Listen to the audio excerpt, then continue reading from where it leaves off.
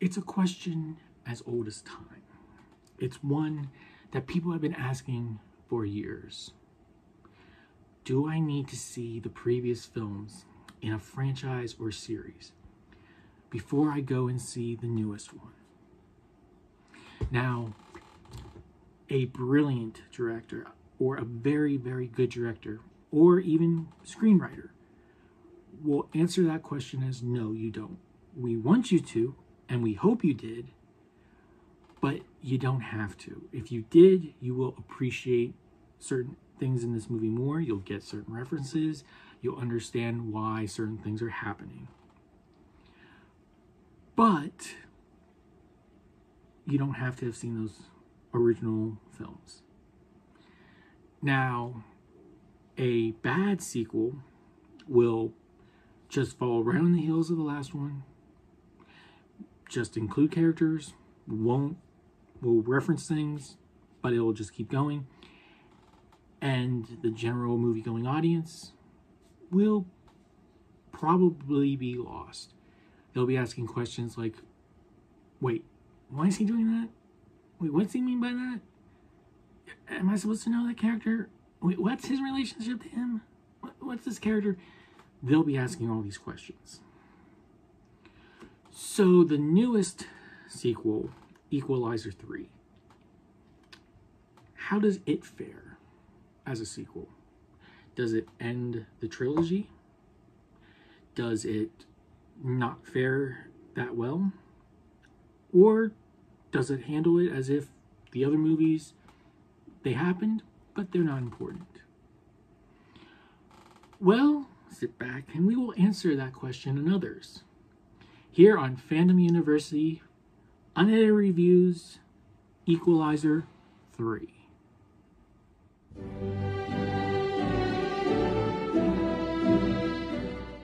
So I kind of went into this movie totally blind, as if I had never seen any of the other movies. Now I have, but I've seen them once. I saw them shortly after Equalizer 2 came out, and I haven't seen them since. So I kind of remember them, but I haven't seen them recently enough to go in knowing, okay, this happened in the first two movies. So I kind of was able to go into this and watch it as, okay, I've never seen the other two. How does this movie fare on its own? And the truth is, it fares pretty well. I mean, if you even know anything about Equalizer, just what the character is, or, I mean, who the character is, then you already have a firm enough grasp that you can just go in and watch this movie. And even if you don't, they give you enough to hint at who this character is, at his past. And the opening shot, the opening scene alone is like, okay, this is a guy you don't want to mess with, clearly. So, as far as relationships to the first two films, I really didn't see any. Now, there are two characters in this movie that I'm like, I wonder if they're related to something that happened in the first two. Because there's one character that shows up, and it's like, well, maybe that's, I mean, why else would we have that character if we weren't supposed to know them for some reason? But maybe it's just part of the story. And then one of the secondary characters, something is mentioned, and it's like, okay, that leads me to believe that there was something involved with a character in one of the first two films that I just am forgetting. Huge fans of The Equalizer will definitely know it if it's related. If it is, I'm sorry that I don't know what it is, but like I said, it's been so long since I saw these movies, and honestly, I don't care too much about them. But this was an action movie, looked like it would be fun, revenge or whatever, so I'm like, you know, I'm gonna go see it. But back to working on its own. I would say it works on its own because if these characters have been in previous films, you don't necessarily need to know that. That doesn't play a major part in this. You do get some brief shots, I think, from the previous movies. And it's really interesting how they do that. A lot of it, though, is shots from that first scene, because you don't see how stuff happens at the beginning. You just kind of walk in, like I said, on Denzel Washington's character, and automatically you're like, okay, this guy's a badass. You don't want to mess with him. So, yes, this really is its own self-contained story, as far as I can tell. But that being said, is it good? Half the movie is. The opening scene, I feel like it does drag a little bit getting to why that scene is happening. There is one hilarious moment in this opening action scene where somebody gets shot in the ass. And I'm sorry for using some vulgar language that people would, or, you know, vulgar language to some people. But even I was like, oh, okay, that definitely hurt. So that was funny.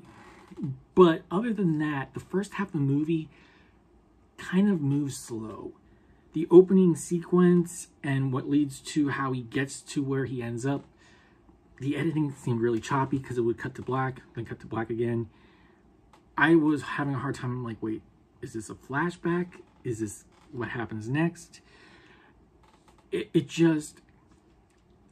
felt like there was a better way to do it. Then we have some long shots of Denzel walking down stairs, walking through the town. We have cars driving into town. And I understand you're establishing shots and stuff. But for me, I'm like, okay, we just need one establishing shot and we're good. But, so for me, that's why the beginning half of the movie is kind of slow. There's a couple things people say that I was just like, huh? I don't get that. Is that a culture thing, or are they making a statement? And it kind of comes back, but it doesn't at the same time. All I'm going to say is giving Denzel coffee instead of tea. Didn't really make sense to me why they did that. But then once we get to the meat and potatoes of this movie, and we start to see his interaction with the village, the town, which also does feel like it kind of moves a little quickly, maybe a little too quick, because they never really give us a time frame of how long he's in this village. They never give us, it's been a week, it's been 5 weeks, it's been a month, it's been 2 months. They never really give us that, except right at the beginning where it's like he's been out for 3 days basically. So maybe they could have given us a little bit more of a time frame, or given us even just one small line that would have helped, you know, reconcile that issue. But overall, like I said, once the meat and potatoes starts to happen, you start getting the action, you start getting why everything is important, you start seeing who the bad guys are, who, I will say, you hate them instantly. Instantly you hate these guys. You want them to die. It's almost like they're the guys that killed John Wick's dog. But they're not, they don't do stuff like that. They do things, though, that you are like, yeah, no, you need to die, you need to die. Die, die, die.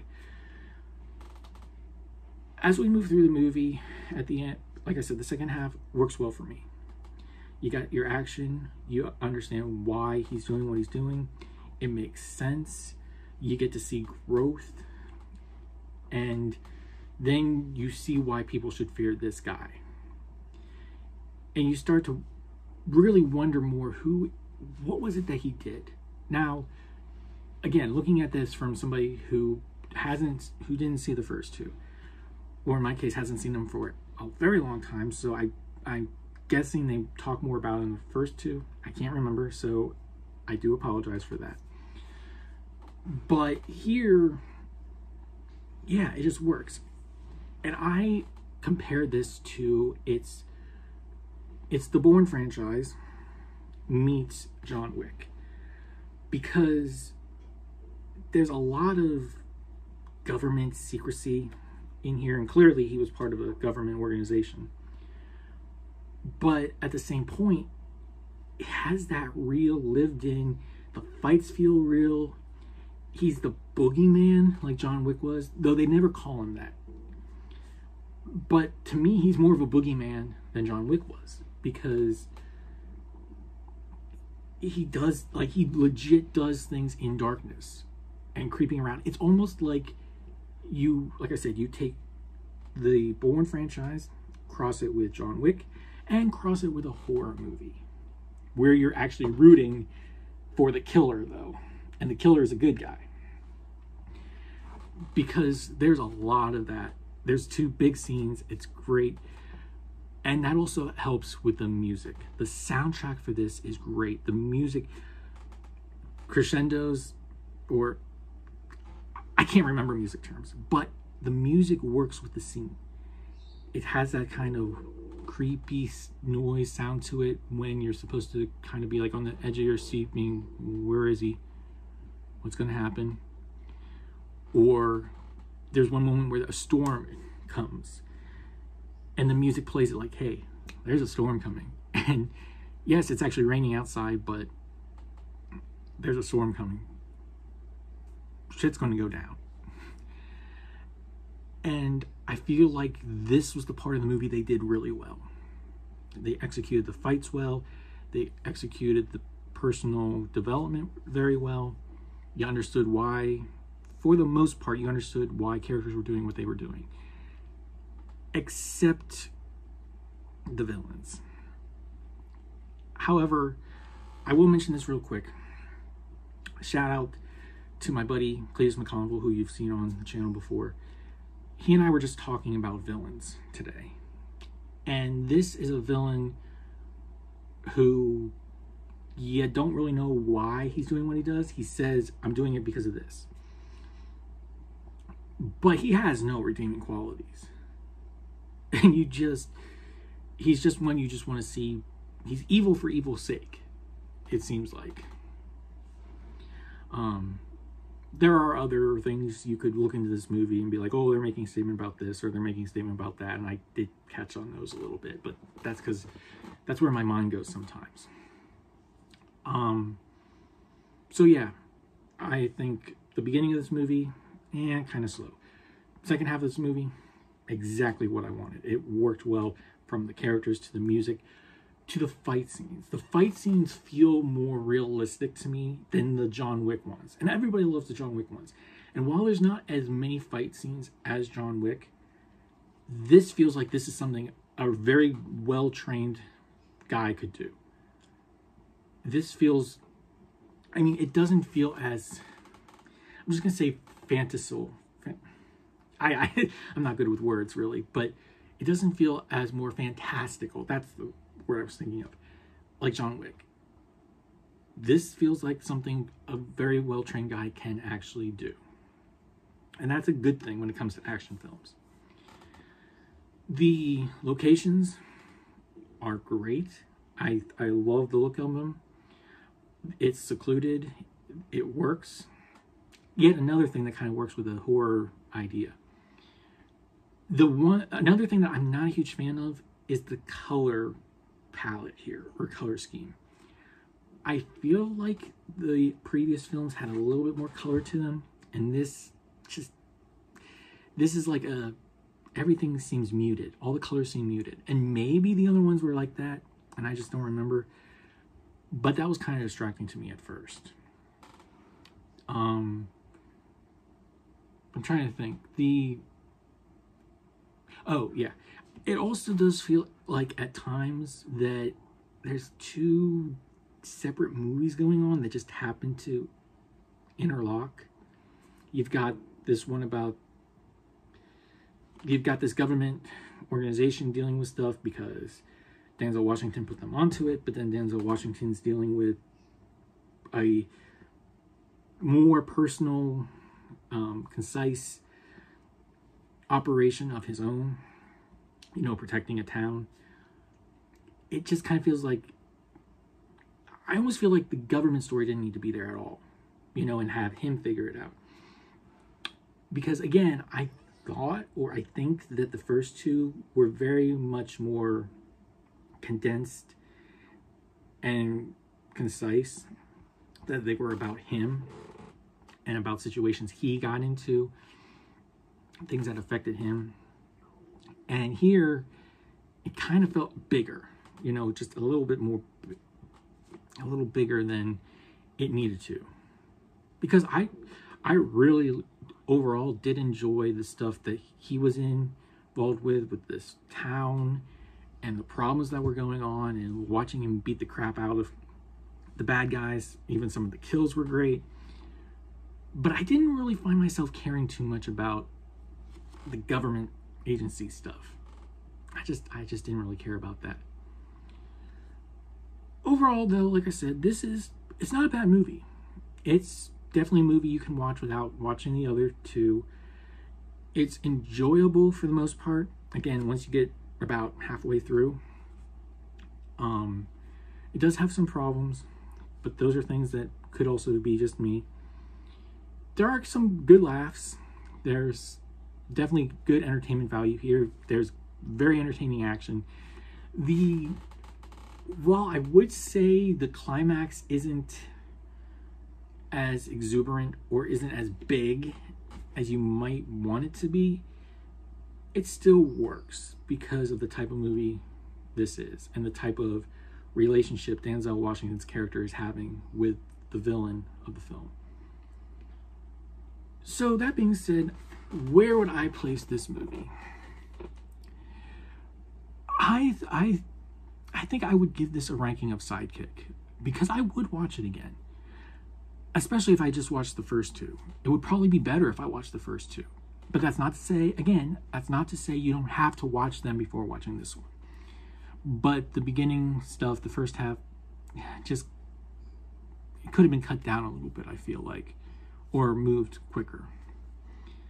But again, great characters, great action, great music, great fight scenes, but then they did linger on some things. And then there were some things they talked about that never really seemed to come back. So yeah, I would give this movie a ranking of Sidekick, because I can recommend it, but it's not the action-packed film you might want. I feel like it's missing some things, definitely could have been better. But with that being said, what do you think? Have you seen Equalizer 3 yet? If so, what did you think? Did you love this movie? Did you hate it? How do your thoughts compare to mine? Also, did you see the first two films before watching this one? Or did you go into this one totally blind? If you haven't seen it, do you plan on seeing it? Are you going to see the first two before this? Whatever your thoughts, don't forget to comment down below and let me know. Also, don't forget to hit that subscribe button. We have plenty of nerdy things on here, along with these movie reviews. So, until next time, remember, read what you love, enjoy what you love, and let's all work for a better fandom. I'll see you next time.